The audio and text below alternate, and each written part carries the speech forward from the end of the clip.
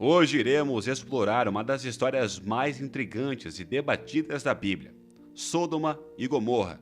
Estas cidades, famosas por sua destruição divina, têm gerado discussões intensas. O que realmente causou essa catástrofe? Estavam essas cidades mergulhadas em pecado ou há uma metáfora mais profunda por trás de tudo isso? Vamos mergulhar juntos nesse mistério. Primeiro, recapitulemos brevemente a história. No livro de Gênesis, capítulo 19, nos é contado que dois anjos visitaram Ló, sobrinho de Abraão, que morava em Sodoma. A reação violenta dos moradores da cidade ao ver os anjos foi um indicativo da maldade daquelas pessoas. No fim, Ló e sua família são instruídos a fugir enquanto Deus destrói Sodoma e Gomorra com enxofre e fogo. À primeira vista, a mensagem parece clara. A iniquidade dessas cidades era tão grande que mereciam um julgamento divino. No entanto, ao longo dos séculos, essa narrativa foi analisada, reinterpretada e debatida. Muitos têm associado a destruição de Sodoma e Gomorra a pecados sexuais, especialmente devido à tentativa dos homens de Sodoma de violar os anjos visitantes. Entretanto, o profeta Ezequiel, no Antigo Testamento, oferece uma outra perspectiva. Ele menciona que o verdadeiro pecado de Sodoma era orgulho, excesso de comida e próspera tranquilidade, e que eles não ajudaram os pobres e necessitados. Isso levanta a questão: a destruição foi resultado de pecados específicos ou uma corrupção mais generalizada? Além do aspecto moral, muitos se perguntam: há evidências históricas ou arqueológicas da existência de Sodoma e Gomorra? Alguns arqueólogos acreditam ter encontrado ruínas de que poderiam ser uma das famosas cidades ao redor do Mar Morto. Eles sugerem que uma catástrofe natural, como terremoto liberando gases inflamáveis, poderia explicar a chuva de enxofre e fogo. Se aceitarmos essa teoria, uma narrativa fascinante se desenha.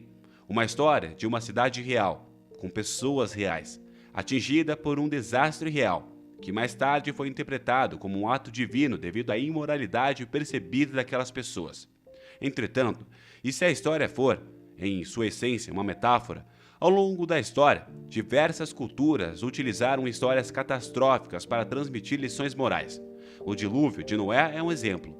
Muitas tradições ao redor do mundo têm histórias de grandes inundações usadas como advertências.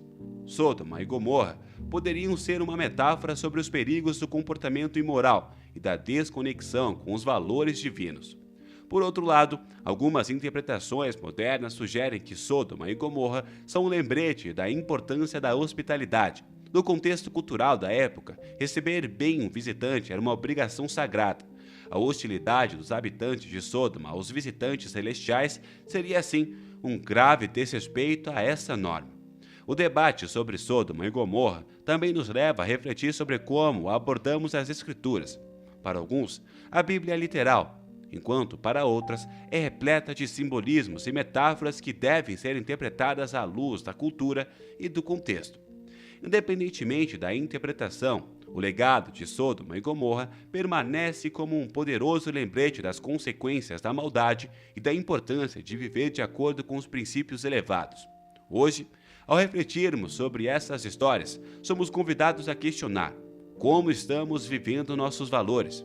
Estamos mostrando hospitalidade e amor ao próximo? Ou estamos, de alguma forma, repetindo os erros dos habitantes de Sodoma e Gomorra?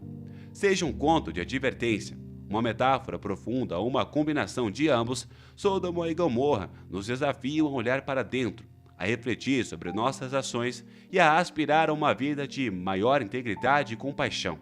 A história de Sodoma e Gomorra, rica em interpretações e lições, é um exemplo do poder das narrativas bíblicas de transcender o tempo, inspirando gerações a buscar uma vida mais justa e significativa.